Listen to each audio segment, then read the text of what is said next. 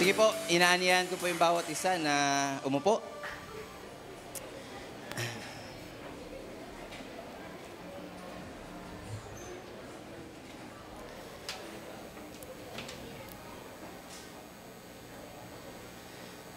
Isang magandang hapon po sa bawat isa. Patingin nga ako ng mga muka ng maganda ang hapon. Pakisabi po sa katabi nyo, magandang hapon, mas maganda ka pa sa hapon dahil sa Lord. No? Sige po, so hintayin natin makaupo. Yung mga bagong dating, alam nyo po, tunay na makapasok pa lamang tayo dito po sa sanctuary, pinagpapala na tayo ng Lord. Amen? Sino po dito naniniwala na makasamba ka lang sa Lord, pinagpala ka na? Kaya yung mga hindi alam na kung pupunta ba ngayon, naayaya lang, biglaan, tandaan mo yung biglaan na yan, may pagpapala yan pag uwi. Amen? So yung mga katabi nyo po, pakisabi sa katabi nyo, pinagpala ka na. So para malubos-lubos ang pagpapala, tatapusin natin ang ating worship at syempre makikinig tayo. Patingin nga ng itsura ng mga gustong makinig. Pag nakikinig ba, ano ang ginagamit? So dapat wala akong maririnig muna ng magsasalita. Alright, no? Masarap makinig ng Word of God pag ang Lord hinahayaan natin magsalita, hindi tayo yung puro salita ng salita. At sa hapon pong ito, sabi ko nga pinagpala na tayo ng Lord at mas pagpapalain pa. Sa hapon pong ito, ang pag-uusapan natin ay ang batas o ang law of sowing and reaping. No? Sabihin mo sa katabi mo, sowing and reaping. Pagtatanim at pag-ani. Sige po, so muli po, inaaniyan ko yung bawat isa na tumayo para po sa pagbasa ng ating salita. Matatagpuan natin yung ating opening verse sa Galatians 6, verse 7 to 9. Sabi po dito, do not be deceived. God cannot be mocked. A man reaps what he sows. Whoever sows to please their flesh, from the flesh will reap destruction. Whoever sows to please the Spirit, from the Spirit will reap eternal life. Let us not become weary in doing good, for at the proper time, we will reap a harvest if we do not give up. Ang pag-ani ay nasa mga taong hindi susuko sa pagtatanim. Amen? Sige po, let us pray. Aming Diyos, purihin ka po sa hapon pong ito, Lord God. Sa amin pong pag-aaral ng iyong salita, Lord God, ang banal na Espiritu ang inihiling po namin na magbigay kaunawaan sa amin pong pag-aaralan. Aming Diyos, maraming salamat po. Ito po yung aming samot dalangin sa pangalan ni Jesus. Amen. Sige po, upo po tayo. At tayo po ay nasa atmosphere ng pakikinig ng salita ng Lord, no? So kung may mga notebook kayo, kung meron kayong gustong mag-notes, mas maganda para matandaan natin. So ang pag-uusapan po natin, magbibigay ako ng iilang mga prinsipyo patungkol sa biblical context ng sowing and reaping. Sino po dito ang kumakain? Itaas ang kamay. Hindi ngayon, what I mean kumakain. Ayan. So kahit hindi ko sabihin na naranasan mo na bang magtanim, okay lang yon. Pero kung naranasan mong kumain, na-harvest mo na kaagad, yung tinatawag natin na pagpapala o yung reaping o yung bunga nung pag-reap. No? So ang bibigay ko po ngayon ay the biblical principles of sowing and reaping. So nag-iba ata ang font dito. No? So first principle of sowing and reaping. Next. Alam niyo po na ang sowing and reaping ay isang natural law. Pag sinabi nating natural law, ito ay nangyayari, ito ay batas na hindi na pwedeng baliktarin pa dahil ito ay normal na nangyayari sa atin. Whether gumising ka o hindi, itinatag ng Diyos, sabi sa Genesis 1 verse 12, the earth brought forth vegetation, plant yielding seed according to their own kinds, and trees bearing fruit in which is their seed, each according to its kind. Maisilang tayo ngayon o hindi, ang batas ng Diyos patungkol sa pagtatanim at pag-ani ay na-establish na sa creation pa lang. Maliwanag po ito. Ito po ay batas. Pag sinabi pong batas, kahit yan ay scientific law, pag sinabing yan ay batas, ibig sabihin hindi na pwedeng mabago yan. May buto na itatanim, magiging puno, yung puno mamumunga, babagsak yung bunga, mabubulok, magiging buto, may bagong pananim, may aanihin. Batas po yun, at that is a cycle. Ibig sabihin, itinatag na ng Diyos sa buhay natin na tayo ay minsang magtatanim at tayo ay aani. Hindi lang po tayo ani ng ani. No? Ano yung preaching natin last week? Generosity. Hindi lang tayo kubra ng kubra. No? Hindi yung parang, ay akin lahat ito. Di ba? Ang sabi nga last week, kung gusto mo na tumanggap ng mas malaking pagpapala, aba matuto ka na magbigay. Gayon din dito. Kung gusto mo umani, aba magtanim ka. Pababawi natin. Kung gusto mo kumain, aba maghanap buhay ka. Tumulong ka sa bahay. Hindi yung, ma, anong pagkain? Di ba? Lagi ka nakaabang, kala mo ka goldfish sa aquarium, napapakainin ka na lang. Alam niyo po ang goldfish, hindi niyo mapapansin. Pag yan nasa isang fish bowl, bigyan mo yan ng, alam niyo yung pellet na pagkain, 3 seconds lang kasi ang memory ng goldfish. Nakakalimutan niyang nakakain na siya. Kaya pag halimbawa nakatuto kayo doon, nakaganyan sa'yo. Kasi nakalimutan niya na at lagi lang siya nag-aabang. So wag po tayong maging ganon. Dahil itinatag ng Diyos sa atin na tayo ay magtatanim at the same time tayo ay aani. That's the first principle.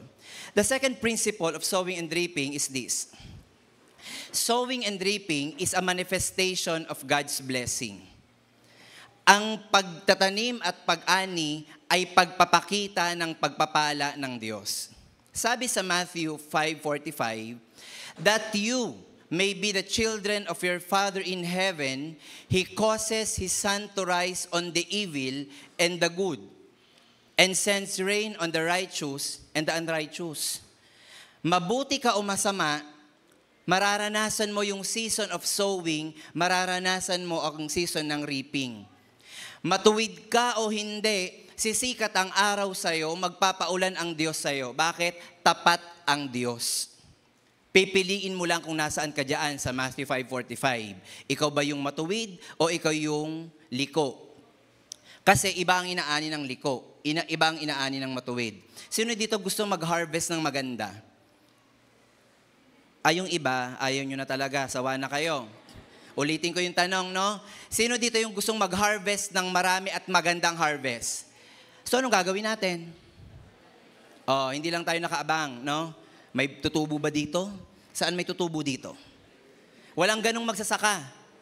Aba, naghahanap ka ba naman ng ani na wala ka namang tinanim? Bakit walang tumutubo dito? Sinabi ng isa, may tinanim ka ba? Wala nga eh. Pero baka meron. Baka may naliligaw. Pero lagi nating tatandaan na ang sowing and reaping po ay pagpapakita ng Diyos sa kanyang pagpapala sa taong matuwid o hindi. Ang tao, di ba? Sige, kailan tayo nagiging generous? I-relate natin to sa last week. Sa mga taong madamot o generous sa atin. Di ba minsan, nagiging generous tayo or madalas, nagbibigay tayo ng mas magandang regalo sa taong alam natin na nagbibigay din sa atin ng magandang regalo. Meron ba dito nagbibigay ng sobra-sobrang regalo doon sa tao na ni piso hindi ka man lang mabigyan? Nakakainis, di ba? Lalo pag Christmas, no? Monito-monita, worth 500. Tapos nakabunot sa'yo, nakabunot sa akin yung 250 pa. Di ba? Isipin mo na lang, Lord, sige Lord, ano ko na lang sa Kanya. Gift ko na lang sa Kanya yon. Sinasabi lang natin dito na ito ay pagpapakita ng pagpapala ng Diyos. Ano pang sinasabi? Sabi sa Genesis 26, verse 12, Isaac planted crops in that land, and the same year reaped 100-fold because the Lord blessed him. Sino ang nagtanim? Si Isaac. Sino ang nagpaani? Ang Diyos ang nagpaani. Sino ang nagpalago? Ang Diyos. Pero titignan nyo, ano yung inani niya? Ang sabi diyan, 100-fold.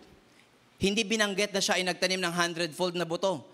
Ang sinabi niya lang, nagtanim siya, pero ang kanyang inani, mas marami pa sa kanyang itinanim. Bakit? Yon ay pagpapala ng Diyos.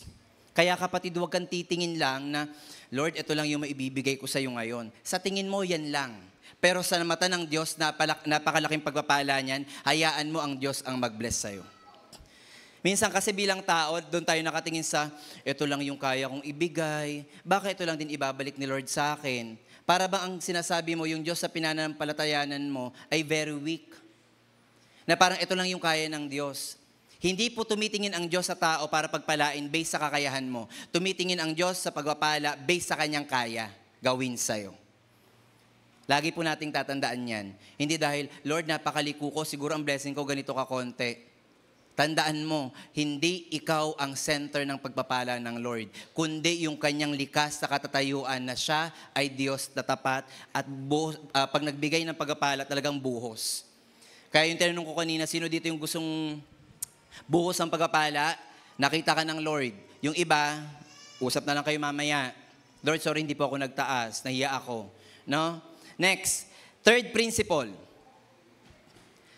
If sowing and reaping is a natural law, mas itinatag ng Diyos na ang sowing and reaping po ay spiritual law. Pag sinabi nating spiritual law, may kinalaman po ito sa ating relationship sa Lord. Basahin ko po ulit yung sinabi sa Galatians 6:7-8. Do not be deceived. God cannot be mocked. A man reaps what he sows. Whoever sows to please their flesh, from the flesh will reap destruction. Whoever sows to please the Spirit, from the Spirit will reap eternal life. Sino po dito gusto ng buhay na wasak? Dahan-dahan po sa pagtaas ng kamay, ha?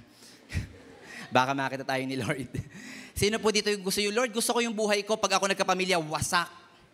Yung walang matinong mabubunga. Sino yung gustong ganon? Kung gusto mo ng ganon, ang una mong itanim, flesh.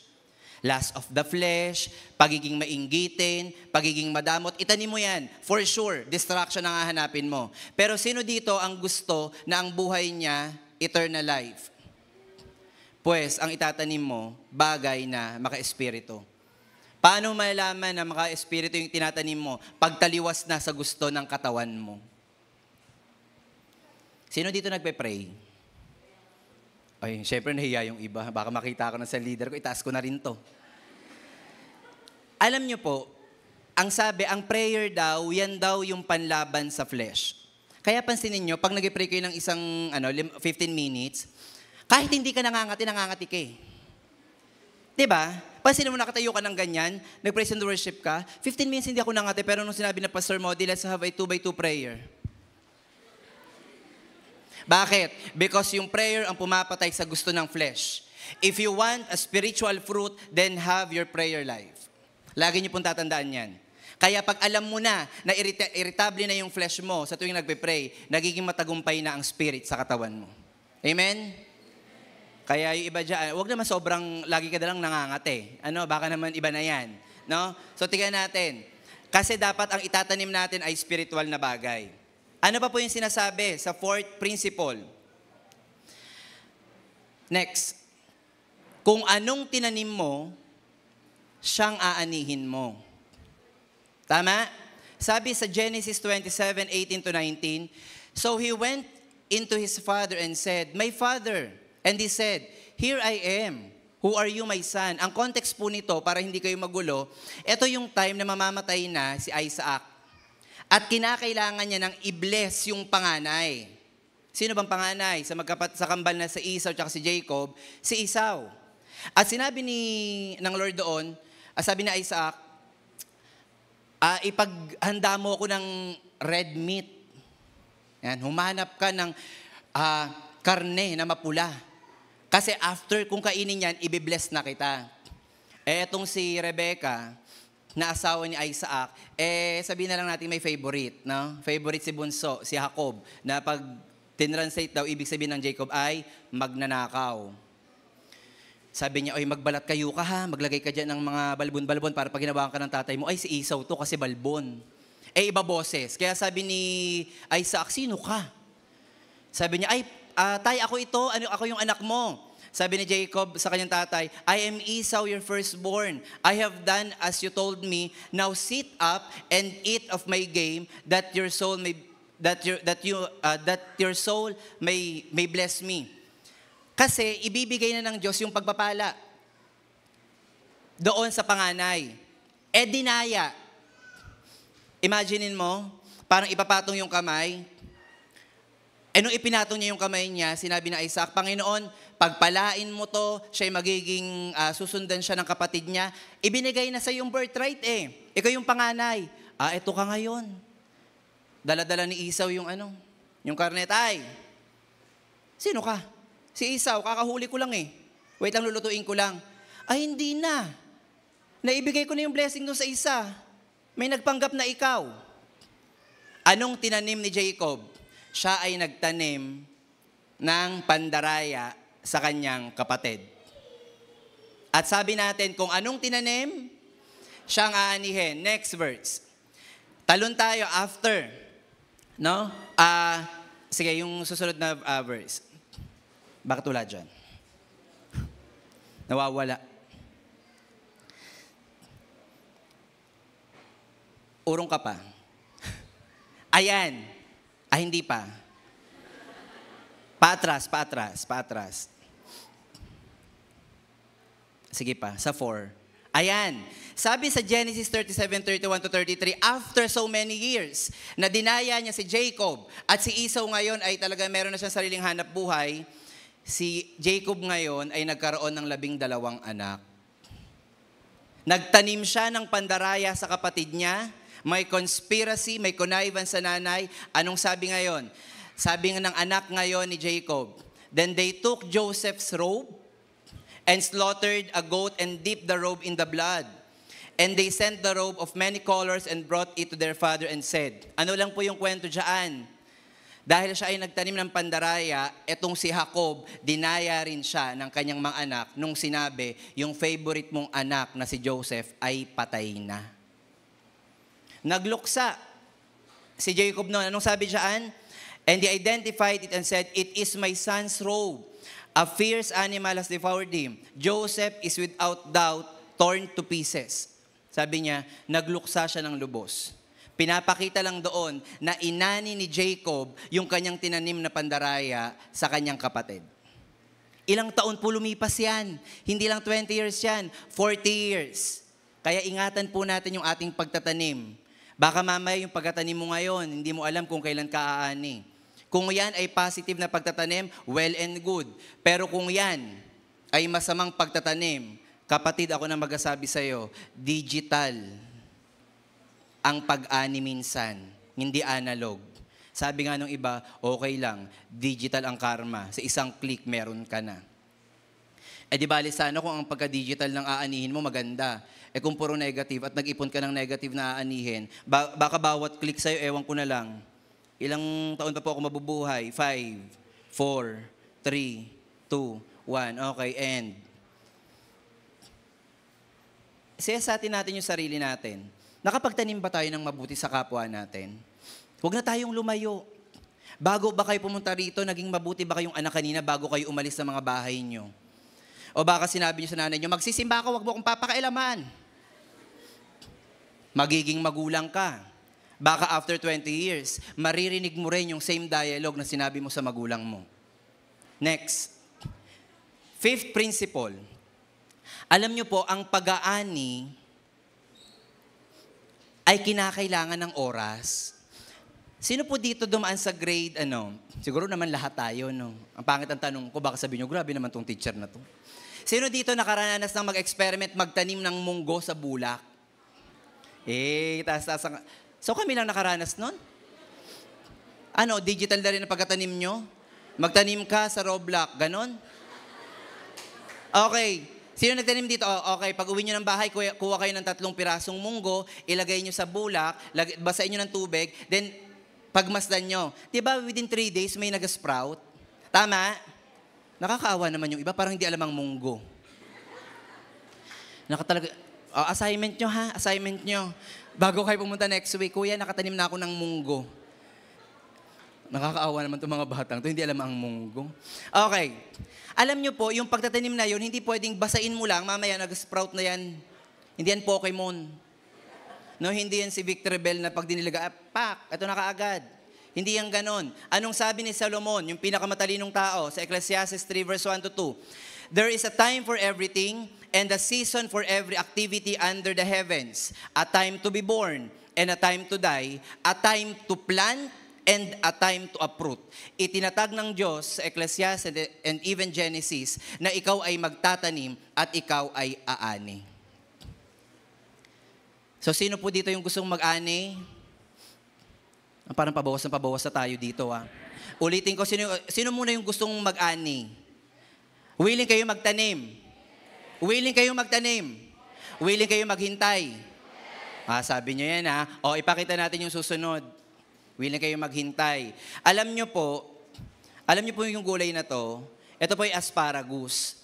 Abay, lumalaki lang po yan ng ganire. Yan, ganyan. Sabihin mong isang ruler at kalahati. Alam niyo po ang plantation niyan, itatanim mo yan ng 1 hanggang 2 taon. Kailan mo siya i-harvest? After 3 years, pagkatapos mong itanim. At napakamahal ng asparagus. 2 years, just imagine, nagtanim ka ngayon. Halimbawa, ikaw ay ano ngayon? Ikaw ay grade 6. Gusto mong magtanim ng asparagus. Alam, maka-harvest mo siya pag grade 9 ka na. Doon mo lang siya makakain. Nakatulog, ang tagal naman tumubo naman ito. Tapos mamaya may tumubo ka agad, hindi asparagus yun, baka munggo yun, na paghalo mo lang. Iba po ang asparagus sa munggo, no? Baka iba ang mailuto nyo. Bakit ko po sinasabi yan? Yung iba, gusto ko agad umani. Diba? Hello? Lord, ang tagal ko nagpe-pray sa'yo, bakit hindi pa ako nakakagraduate? Gusto ko ang nagpe-pray pala, grade 1, gusto na kagad kinabukasan, grade 6, hello.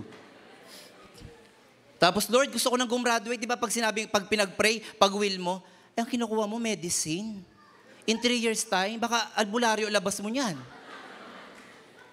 Dok, ilang years ang med school? Para makagraduate? 5.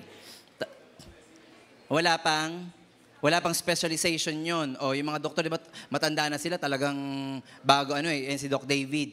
Hindi pwedeng, Lord, gusto ko po maging doktor. Pero dahil, Lord, nananampalataya po ako, pagkagising ko po, bukas po may stethoscope na ako. Oo, sa'yo nakakabit. Mga kapatid, ang pag-aani ay kinakailangan ng panahon. Gaya ng asparagus na to. No, siya ay naghintay. Ano ang kanyang application sa atin? Next. Sino dito nag-aaral pa? Taas ng kamay, okay, mahiya. Lahat tayo dumaan sa ganyan Yan. Anong season yan? Season of learning, season of sowing. Sino dito nag-aaral ng maayos? Pakikuha nga yung mga class record ng to. Pag sinabi ko nag-aaral ng maayos, hindi nagkakating. Maikling laro, last man standing, taas ang kamay lahat ng nag-aaral. Lahat ng hindi nagkakating, itaas ang kamay. Huwag magbababa. Lahat po dito ng honor student, taas ang kamay lang. Lahat ng hindi, ibaba nyo. Baba nyo. Sigurado kayo. Lahat ng honor student na sumusunod sa magulang. Amen. Ang dami pa. Praise the Lord. Lord, hindi pa huli ang lahat. Sino dito ang honor student na hanggang ngayon inaalagaan ang kanyang relationship na wala pang boyfriend, girlfriend? Baba na. Yung isa binaba niya Wala siya doon sa qualification, nag-aaral lang mabuti. Doon lang siya tumama sa wala pa akong girlfriend o boyfriend. Kung ako ang tatay mo, abay dapat lang. Abay hindi ka nag-aaral lang maayos, kukuha ka pa ng responsibilidad.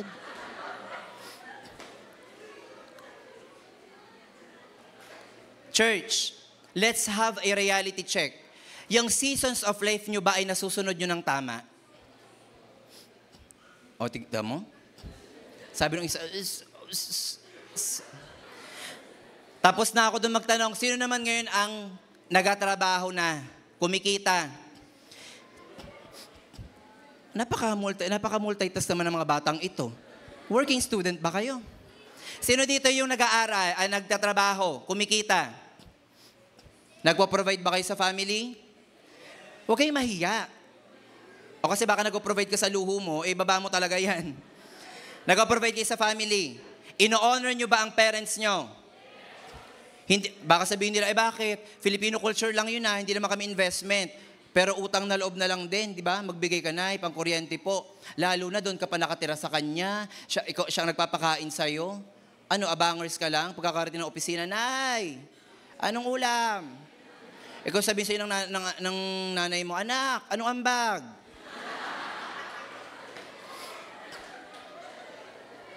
Lagi niyong tatandaan, wala kayong kakainin kung di kayo nag-iimpok. Same lang din nyo sa learning. Kaya mga kapatid, lahat ng wala pang relationship ngayon at inaalagaan ang kanilang relationship dahil hindi pa kayo nagtatrabaho, congratulations.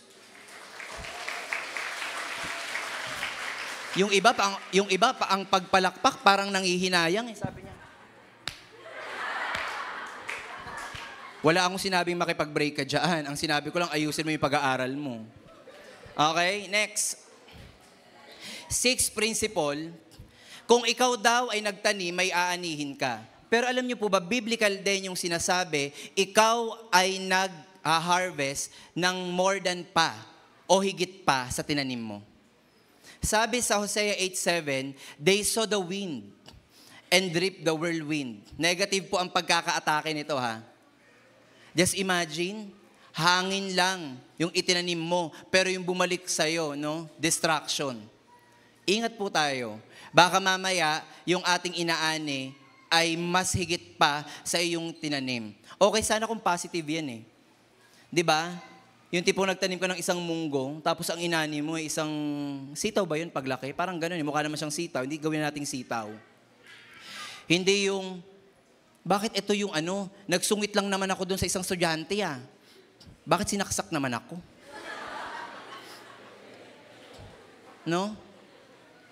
Bakit ganito yung inaani ko? Parang ito lang naman yung ginawa ko. Example po ng biblical context. Sa Joshua, yan ba yun? Balik ka pa isa kapatid. Ayan. Sa Joshua 7:20-21, nung time po na pinapaatake na, sila ipapasok na sa lupang pangako, patay na si Moses nito eh. So si Joshua at si Caleb na yung sumunod. Sakupin nyo to. Pagkasakop nyo, wala kayong ititira, wala kayong kukuhanin, wala kayong, parang kung may ginto doon sa sasakupin nyo, huwag nyong kukunin. Kaso meron silang isang katribo na nagnakaw. Kasi ang basic naman ng utos eh. Ang utos doon, pag sinakop nyo yan, wala kayong kukunin kahit anong gamit, ni tinidor, ni pinggan, ni panghugas ng plato, wala kayong kukunin, iiwanan nyo. Si Achan, nasilaw. Anong sabi niya? Truly, I have sinned against the Lord, the God of Israel, and this is what I did. Ito yung ginawa ko, sinabi niya kay Joshua. When I saw among the spoil of a beautiful cloak from Shinar, and 200 shekels of silver, and a bar of gold weighing 50 shekels, then I coveted them and took them. Anong utos? Pag sinakop nyo, wala kayong kukunin kahit ano. Sabi niya, nakakita po kasi ako ng cloak, ang ganda-ganda po talaga nung damit. Nakakita po ako ng gold bar. Nakakita po ako ng 20 shekels ng silver. Kinuha ko po. Ano po nangyari sa kanila? Nagkaroon ng distraction sa kanila. Hindi sa buong Israel, kundi sa sambahayan ni Achan. Ano pong sinabi doon? Pinalabas lahat ng asawa, kapatid, even yung mga maliliit na bata. At anong sinabi doon? Sila'y pinagpapatay. Ano lang yung ginawa niya? Nagnakaw lang siya. Ang Diyos ang nag-utos noon, inani mo ang higit pa sa itinanim mo. Kaya ingat-ingat po tayo sa tinatanim natin. No? Baka yung iba dyan ay titigilan ko na ngayon pangungopia. Baka mas malala pa yung maging produkto nito. No? Hindi na nga ako mangungupit sa tatay ko. Baka mamaya masanay akong mangupit. Makulong na ako kasi hindi na ako sanay kumupit ng maliit. Malaki na yung kinukupit ko. Wala akong tinutukoy ha. Hindi ko alam kung nangungupit kayo o hindi. Yung iba kasi tawa ng tawa eh. Oy, nangupit. Taas ang kamay ng hindi nangungupit. Yung isa nag-isip. Sabi nung isa, matagal na yun, nagrepent na ako, so hindi nakasama. Next. Alam nyo po, ayan, hindi na may isusum eh. Napakaliit ng buto ng mustasa. Hindi po ito yung mustasang nilalagay sa sinigang na ayusin ng palukan. Yung dahon. Mustard green po ang tawag din yung dahon. Ito po ay mustard seed. Alam niyo po, pag yan tumubo, pag tinanim mo yung napakaliit na butil na yan, ganyan siya kalaki. At ang sabi doon, yan po ay tumataas ng 30 feet. Just imagine, 30 feet na puno galing sa ganito, you reap more than what you sow. Pero syempre, anong element ang ginawa dyan? May paghihintay. Alang namang pagkatanim mo kinabukasan, may shade na kami kaagad Tari, Christmas tree. Hindi ganon, naghintay. Laging may paghihintay. Sabihin mo sa katabi mo, maghintay ka. Maghihintay ka, Lord ang magbibigay sa'yo ng oras. O maghihintay, okay? Principle number 7. Kanina, pag may tinanim ka, may aanihin ka. Amen? Minsan, mas malaki yung aanihin mo kumpara sa itinanim mo. Tama? Pero meron din, biblical context, na kung ano yung tinanim mo, kung gaano kadami, ganun lang din yung aanihin mo. Sabi sa 2 Corinthians 9:16, the point is this, the one who sows sparingly will also reap sparingly, and the one who sows bountifully will also reap bountifully. Madamot ka ba? Huwag mong ano yung katabi mo, ikaw yung tinatanong ko. Sabi nung isa, or generous ka ba? Bakit? Kasi ang aanihin mo ay proportion sa iyong itinanim. Sino dito yung nag-e-excel sa school? Nag-aaral mabuti? Tas, huwag kayong mahiya. Yung mga estudyante ko sa likod, taas ang kamay, sino dito hindi nangongopya? Lord, hindi ko po alam kung tama ang sinasabi ng mga batang ito. Sa inyong palad, ipinagkakatiwala ko kung ano man po ang sinasabi nila. Baka mag-asala pa kayo.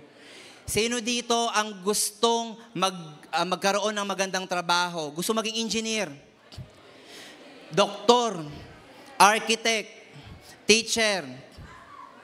Bakit walang gusto maging teacher dito? May problema ba kayo sa amin? Sino gusto maging pastor? Sino gusto maging architect? Hindi yan nadadaan sa pag-makeup, ha?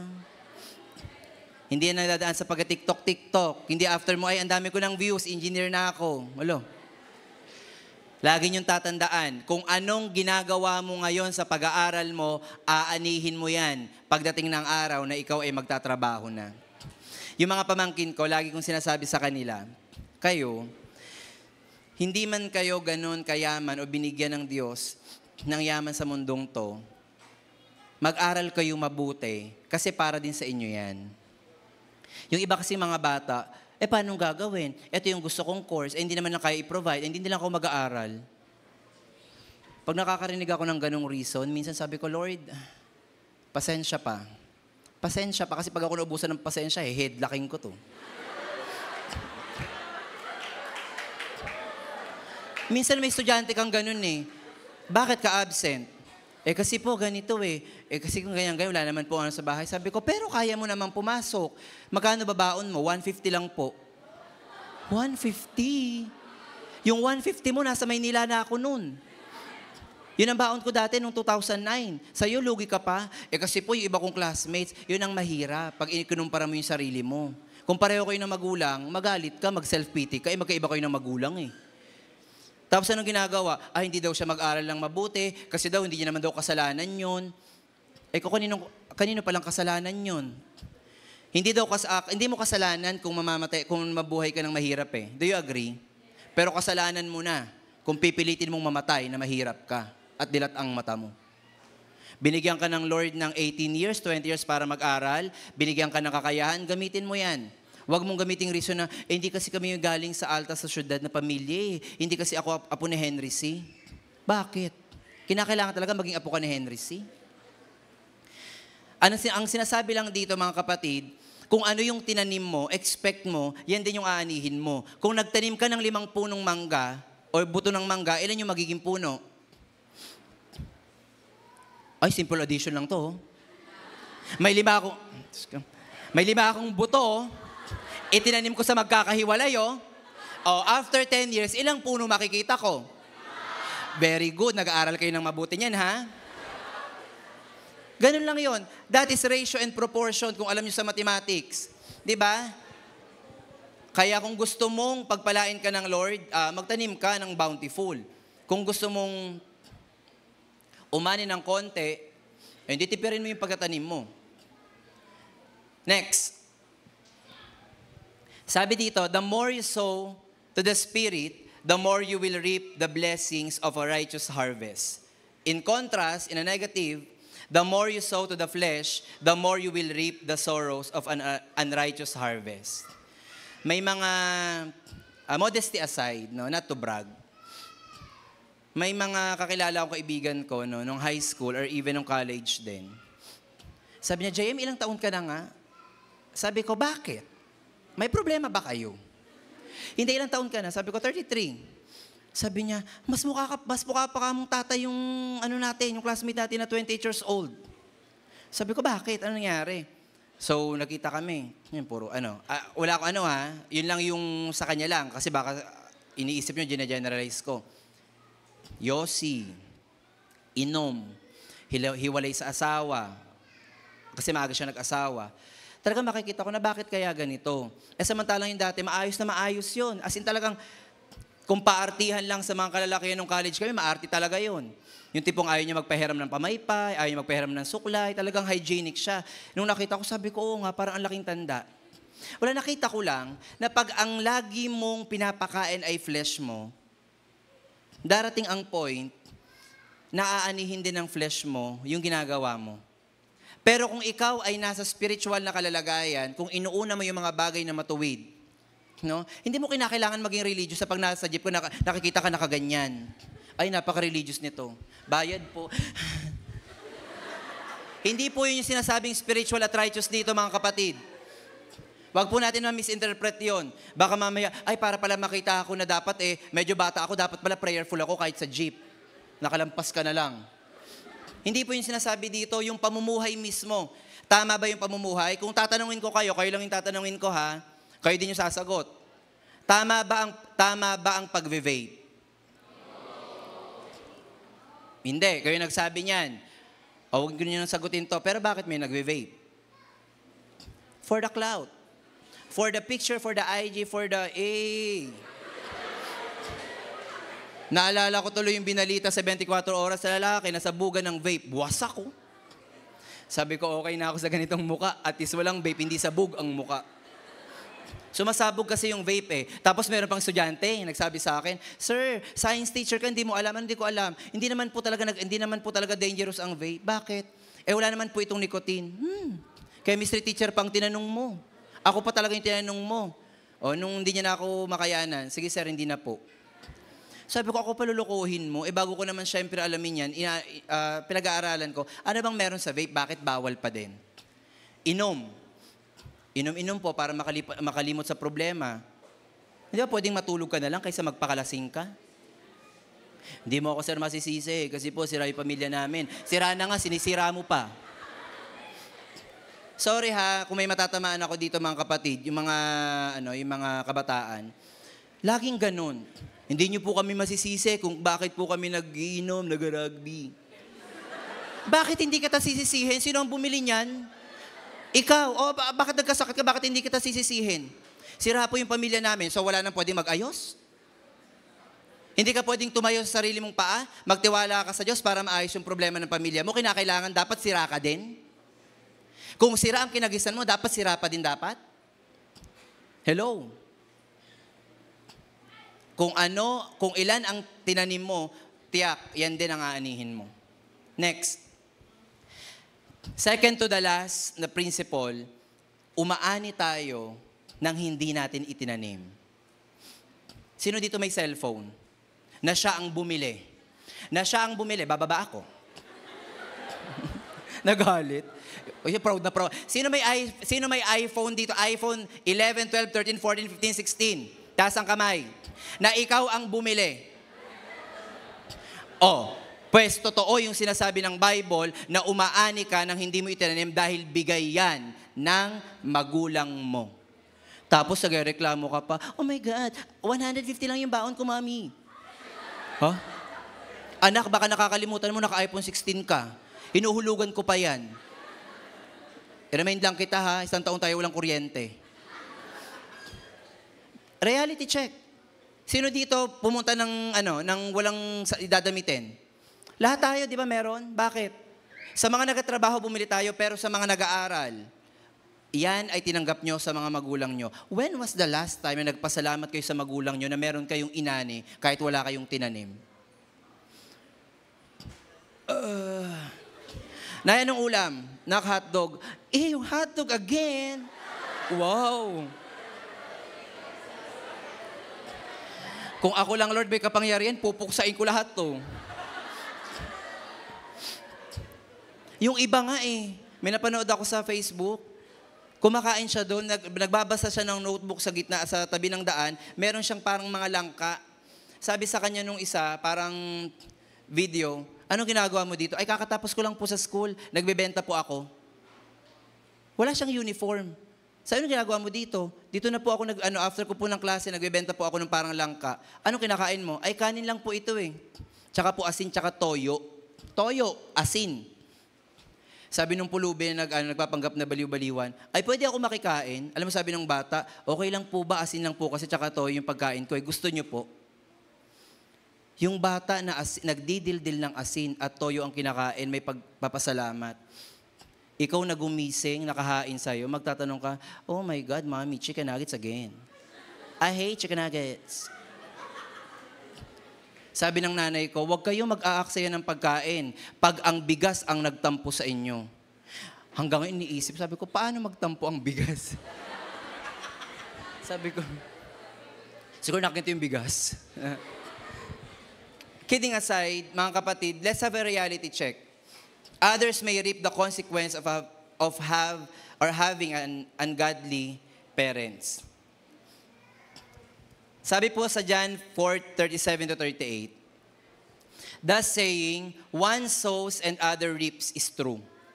Biblical po yan, hindi pa ako nagsabi. Sabi ni Jesus Christ, totoo yung sinasabi na ang nagtanim, minsan siya ang hindi naani.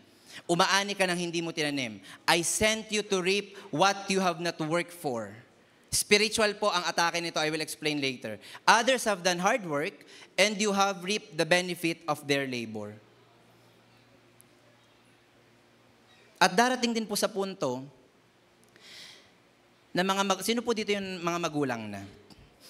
Yung literal na magulang, yung may pamilya, hindi po yung magulang na mandaraya. Hindi yung napakagulang mo naman, hindi po yon. Yan, may nakikita ako dito. Lagi po nating tatandaan na yung mga tinanim nyo po ngayon, ang aani po niyan, mga anak nyo. Kaya kung gusto mo na, halimbawa, sabihin mo na, Lord, pag ako po namatay, sana po maging maginhawa yung pamilya ko, ganyan-ganyan. Bukod sa prayer, daanin mo sa hard work. Bukod sa panalangin, daanin mo sa gawa. Bakit? Kasi kung mawawala ka, ano nga naman, di ba? At ikaw, kayo mga nandito, sino dito mga mga teenager pa? 13, 14, 15, 18, 19, 20. Kung gusto nyo yung susundan, yung aani ng anak nyo mabuti, ngayon pa lang, mabuti ang itanim nyo. First move, mag-aral kayo mabuti. Lunes bukas, pumasok kayo. Sir, wala bang pasok? Bakit? Ang init po talaga. Totoo ba na mainit? Diba? Mami, wala kaming pasok because it's so hot. Taray.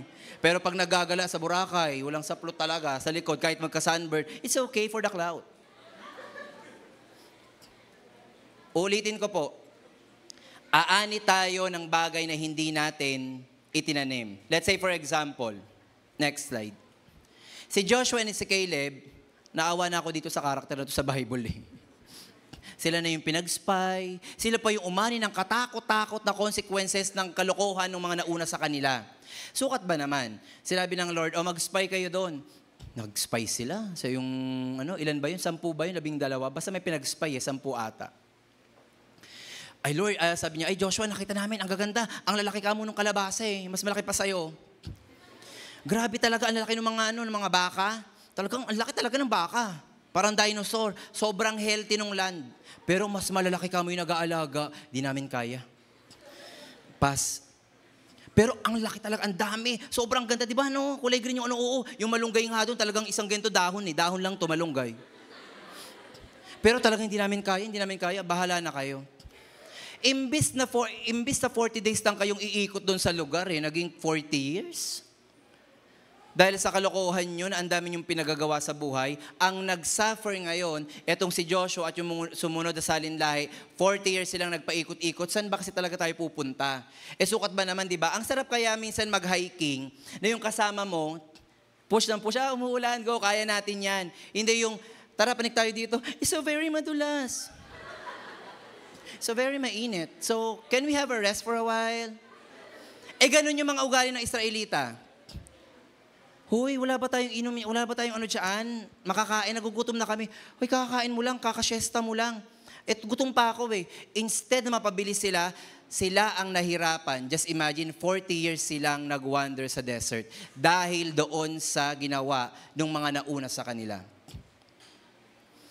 Alam mo dito sa church, ito yung culture ng church na sobrang natutuwa ako eh. Alam niyo po kung ano yon?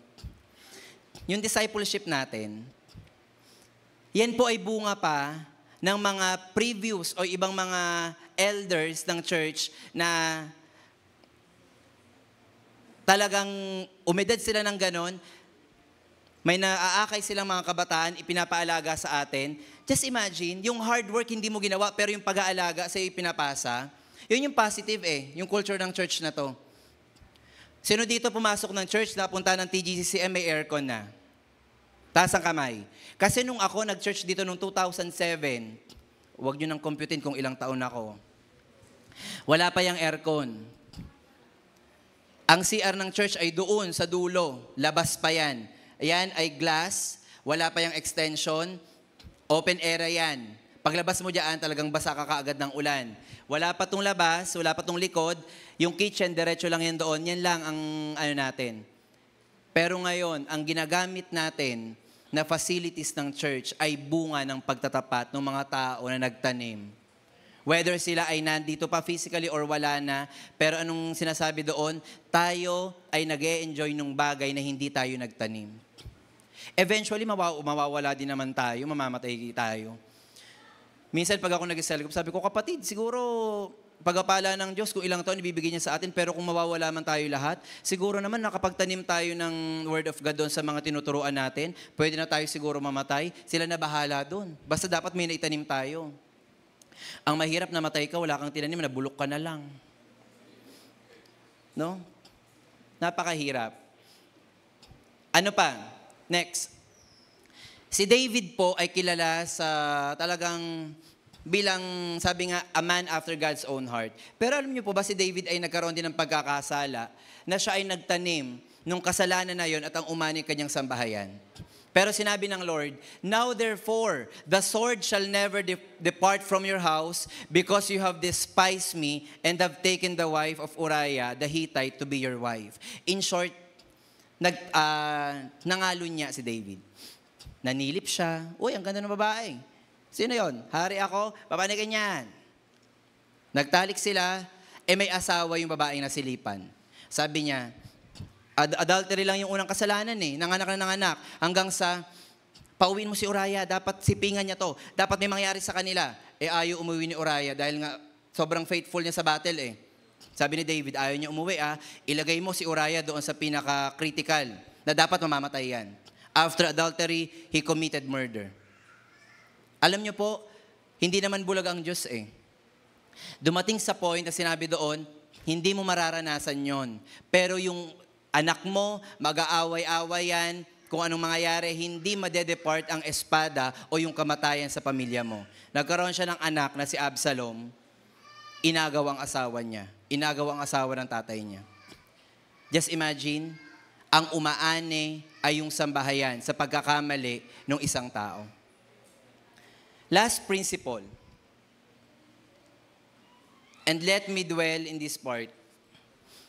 Sowing and reaping is the revelation of God's kingdom. Alam na po natin yung 8 principle. Ma-apply natin sa buhay natin yon. But spiritually speaking, how is sowing and reaping can be applied spiritually. In 1 Corinthians 3 verse 6, sabi ni Paul, Sabi ni Paul, planted, Apollos watered, but God gave the growth. Ako ang nagtanim, si Apollo ang nagdilig, ang Diyos ang nagpalago. Ito po ay usapin ng ako ang nag-share ng gospel, si Kuya Glenn ang nag-consolidate at nagtuloy, ang Diyos ang nagpapalago. This is a revelation of God's kingdom that sowing and reaping is not merely about having a good life, material na bagay, hindi lang po yun. Pinapakita ng Diyos na ang sowing and reaping ay pag-aani din sa mga mananampalataya. At hindi po ito usapin na, uy, akin yan. Ako nag-ano dyan, hindi. Nakikita niyo po, hindi sila nagsisihan. Kasi ang center naman nito, ang Diyos ang nagpapalago. Sino dito nasa cell group? Sino magpapalago? Ang Lord ang magpapalago. Ginagamit ng Lord ang mga cell leaders nyo at tribe leaders nyo. At sabi diyan, kung paano silang nagtatanim at nagdidilig at nagpapalago ang Lord, walang papalaguin ang Lord kung walang itatanim.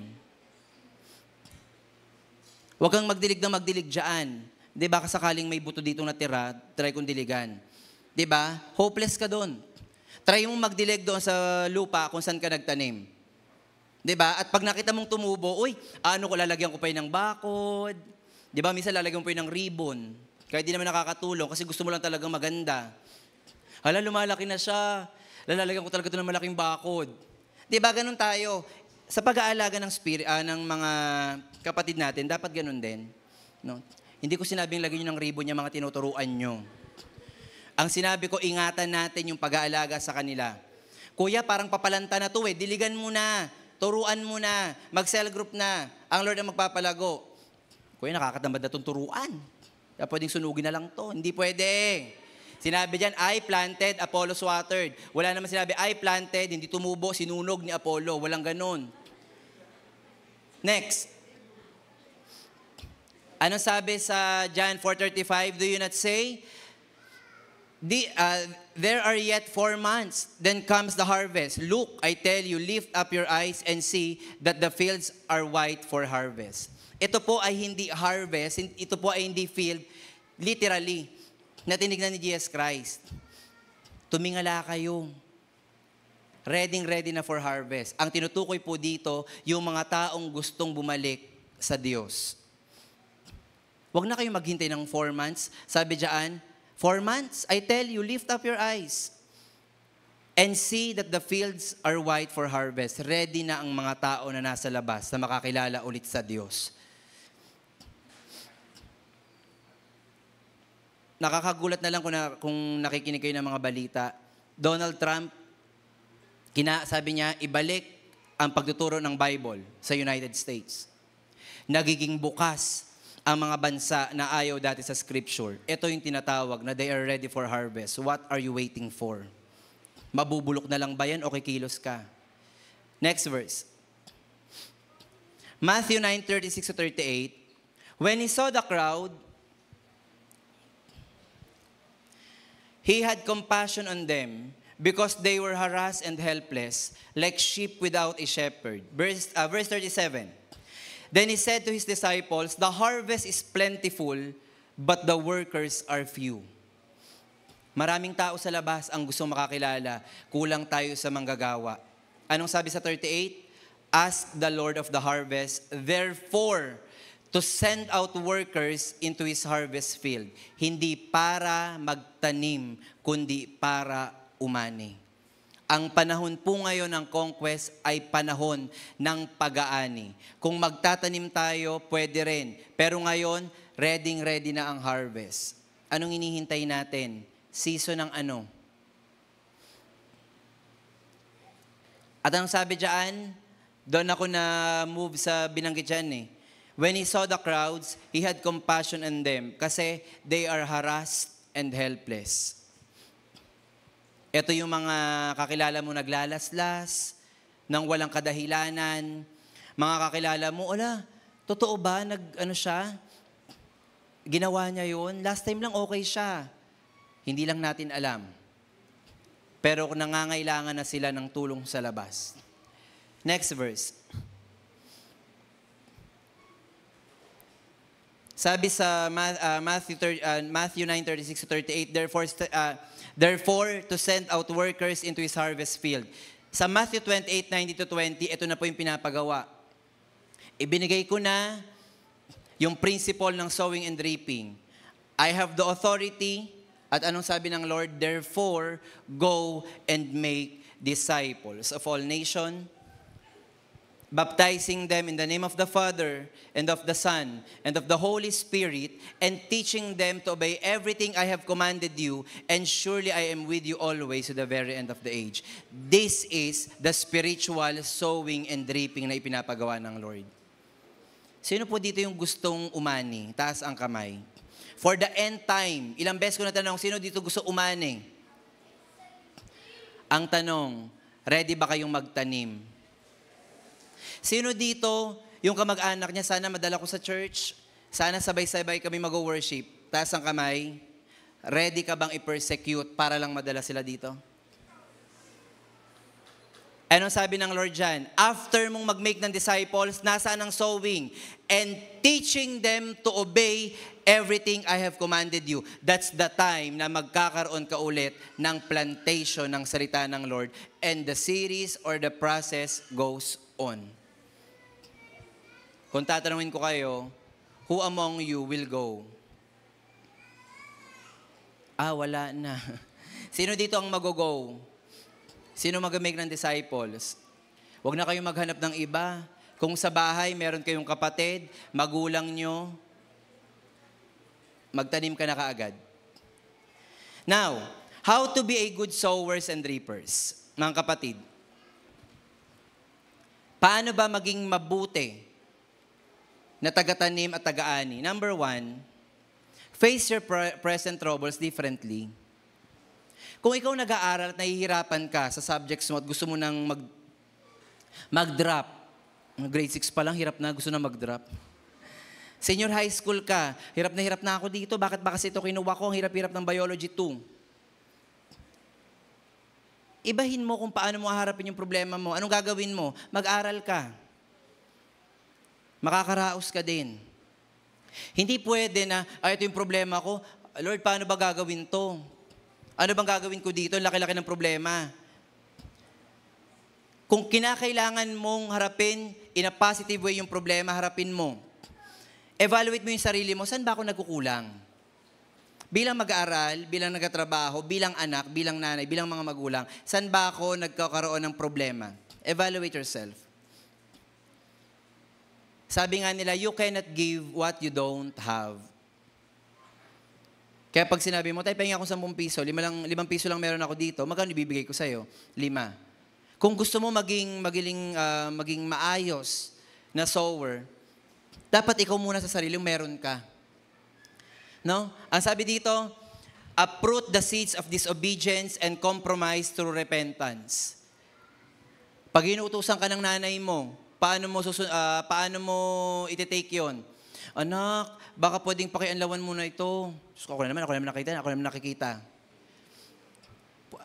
Hindi ko man kayo kilala personally sa mga bahay-bahay nyo, pwede ba mga kapatid, baka lang, hindi ka walan sa atin, matuto tayong maghugas ng pinggan. Sino dito gustong matutong maghugas ng pinggan? Dadaling ko sa kitchen. Namamroblema kasi ako Bilang BOT, isa sa problema namin ay paano mababawasan ang mga ginamit na hindi hinuhugasan. Kung gusto niyo pong matutong maghugas, punta lang kayo sa amin, may training po kami. How to handle the cup, kung paano gamitin ang sponge, no? Hindi na ako magtataka kung dito pa lang hindi na kayo makapaghugas. Sa bahay niyo pa kaya na hindi namin kayo nakikita? Dito nga lantaran na nakikita ko Hello, Kuya Janma. Aba, hindi lapag lang doon. Sabi ko, ikaw gumamit nun? Opo. Umalis na kaagad. Sabi ko, sinong tribe leader nito? Gusto ko saan sabihin, mga tribe leader, ito yung ginamit ng Hindi na para humantong pa sa ganon. Pero sila sabi dito, ibahin natin yung pananaw natin sa buhay. Next, face your present by faith.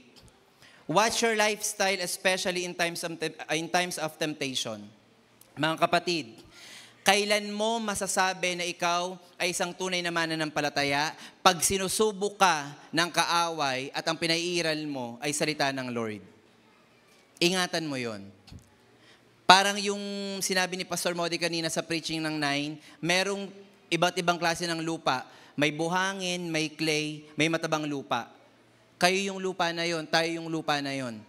Ang tanong, anong klaseng lupa tayo? Buhanginan? Na pag tinanim mo yung munggo, biglang may tubig, patay na kaagad?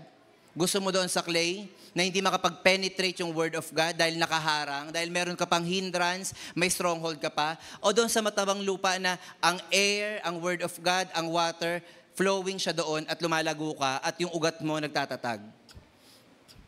Saan ka hihingi ng kalakasan sa panahon ng temptation? Sa Lord. Face your present by faith. Commit to the kingdom, be a sower of God's words. And lastly, dream for the future God has called you. Sino po dito yung mga cell leaders? Taas ang kamay. Napapagod ba kayo mag-disciple? I'm talking about you as a person na may paa, may kamay, may katawan na napapagod. Napapagod ba kayo mag-disciple? Ako napapagod ako. Pag hindi ko sinabing hindi ako napapagod, hindi na ako to. Sino yan? Android ba yan? Mga kapatid, napapagod ako mag-disciple. Pero nakita nyo na ba akong huminto? Parang si Pastor Modi, yung ditanya ni Pastor Modi yun. Nakita nyo na ba akong umabsent sa preaching? Nakita nyo na ba akong umabsent sa cell group? Kung si Pastor Modi parang 75, hindi napapagod, abay, laking kahihiyan ko naman. Bukod sa literal na malaki ako, napakalaking kahihiyan ko naman, Pastor, mas pagod ako sa'yo. Talaga ba? Jan ma? Sa akin mo sasabihin yan, na 75 years old versus 33. Napapagod ako. Pero bakit hindi sumusuko? Kasi deeply rooted ka sa Word of God. Bakit? Kung ang center ng paggawa mo ng disciple ay sarili mo, if you are egoistic in making disciple, surely, magigibayan. Ang paggawa po ng disciple na dream ng Lord sa atin ay hindi para sa atin, kundi para sa Kanya.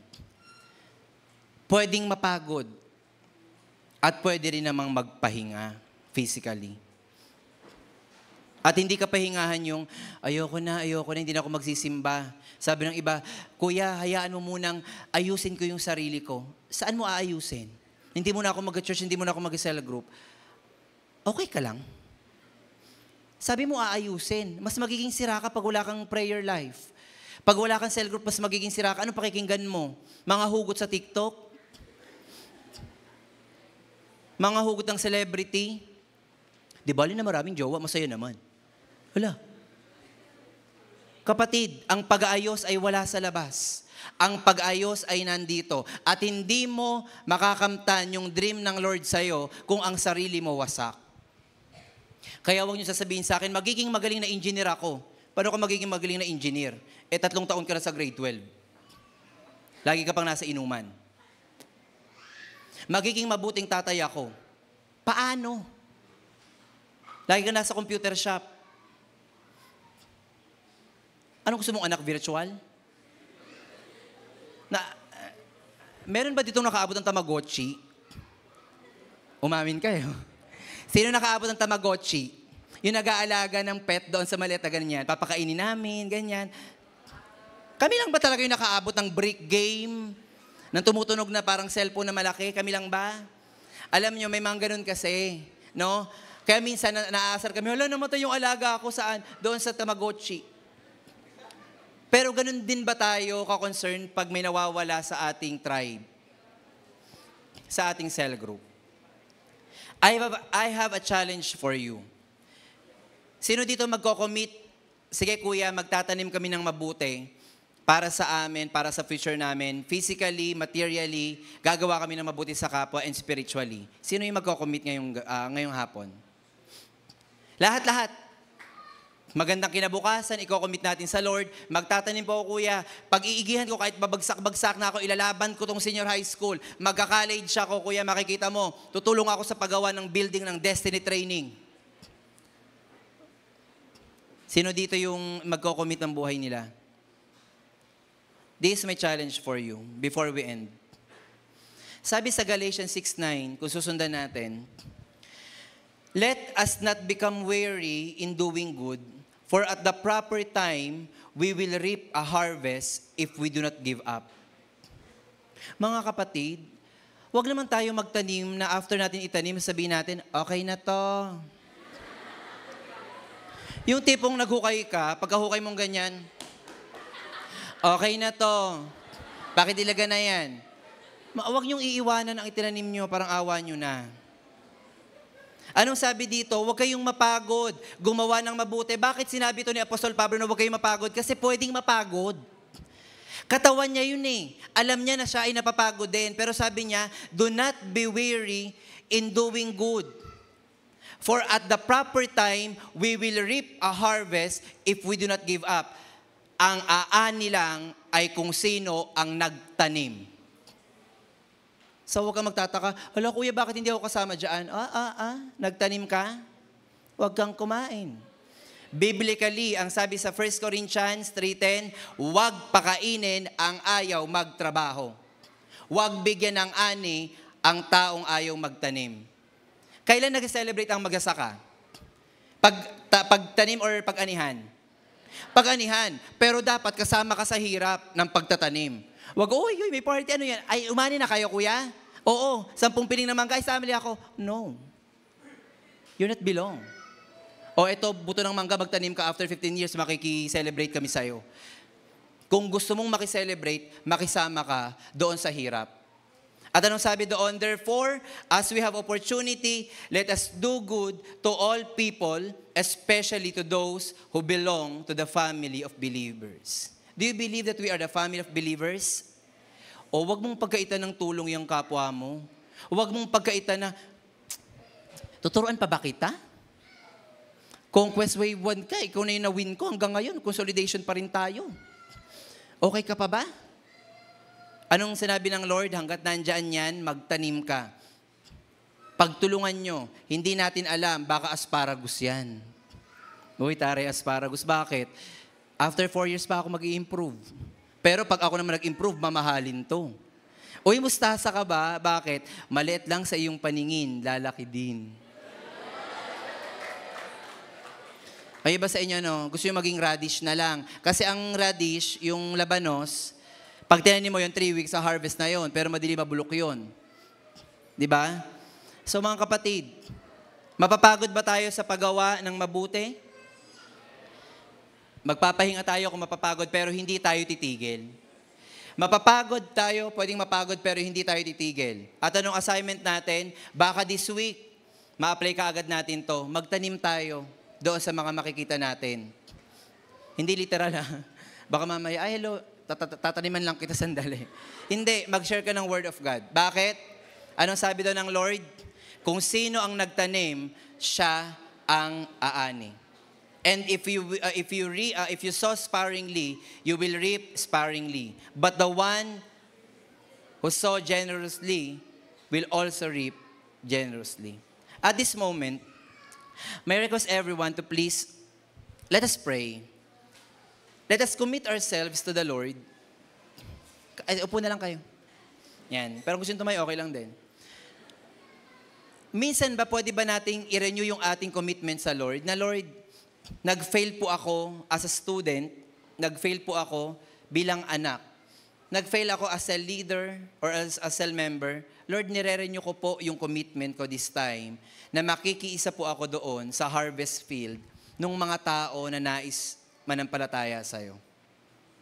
Kapatid, huwag mong tignan yung kakayahan mo sa pag-share ng gospel. Kasi kung titignan mo yan, walang karapat-dapat para mag-share. Pero kung ang titignan mo ay yung kakayahan ng Lord, kahit hindi ka qualified, sasabihin ng Lord, you are more than qualified. Let's have a 2 minutes na prayer. I-commit natin sa Lord yung buhay natin. That we will apply the law and the principles of sowing and reaping in our lives. Come on, let's pray.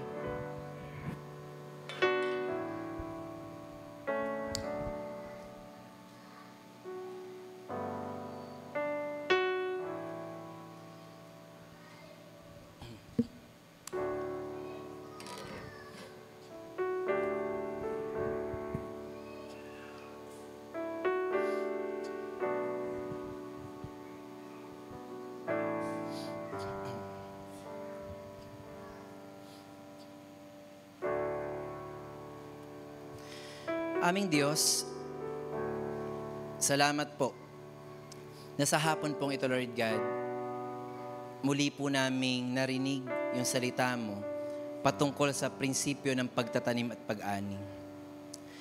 Ito man po, Lord God, ay natural law bilang isang tao na kinakailangan po namin maging good steward. Maging ito man po, Lord God, ay isang spiritual law na kinakailangan po namin sundin yung kalooban mo. Aming Diyos, tulungan mo kami. Gusto po namin, Lord God, maging mabuting sowers and reapers. Pero Lord, hindi po namin magagawa yun kung hindi po kami rooted and planted, Panginoon, sa'yo. Kaya right now, Lord God, we renew our commitment. Tulungan mo kami, Panginoon, na maging mabuting katiwala ng salita mo, na magagamit po namin ito, Lord God, sa pang-araw-araw po namin mga buhay. Magagamit po namin yung salita mo, para nga po, Lord God, yung iba din po ay maging mananampalataya, Lord God, ng salita mo. Tulungan mo kami, Panginoon, na maging malakas, masipag, masigasig, Panginoon, sa pagtatanim. Gaya po ng paalala ni Apostol Pablo, huwag po kaming manghinawa, huwag po kaming mapagod sa paggawa ng mabuti. Dahil sa tinakdang oras, Panginoon, aanihin po namin ang aming itinanim. Salamat po, aming Diyos. At sa mga kapatid po namin, Lord God, right, na naririto, na nagko-commit ng kanilang buhay, aming Diyos, ikaw yung nakakakita sa kanila. Ikaw yung nakakakita ng laman ng kanilang puso, ng kanilang isipan. Malaya kang makakilos sa kanila, Father God. Gamitin mo sila, Panginoon, mightily sa kanilang family, Lord God. Maging mabuting katiwala sila ng salita mo, Lord God, upang sa gayon makita po ng kanilang pamilya yung kanilang buhay na patotoo. At alam po namin, Lord God, that in due time, they will harvest, Panginoon, what they have sown. Father God, maraming salamat po. Muli po, Panginoon, sa iyo po, Lord God, ibinabalik po namin yung pinakamataas sa papuri at pagsamba sa pangalan ni Jesus. Amen.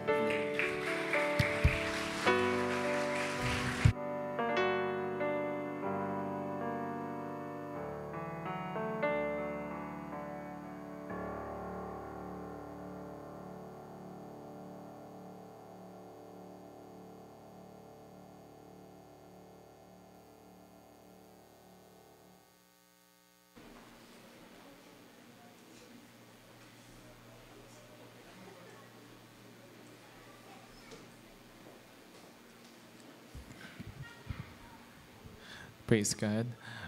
Sino pa dito ang mga first-timers? Pwedeng pakitaas ng kamay?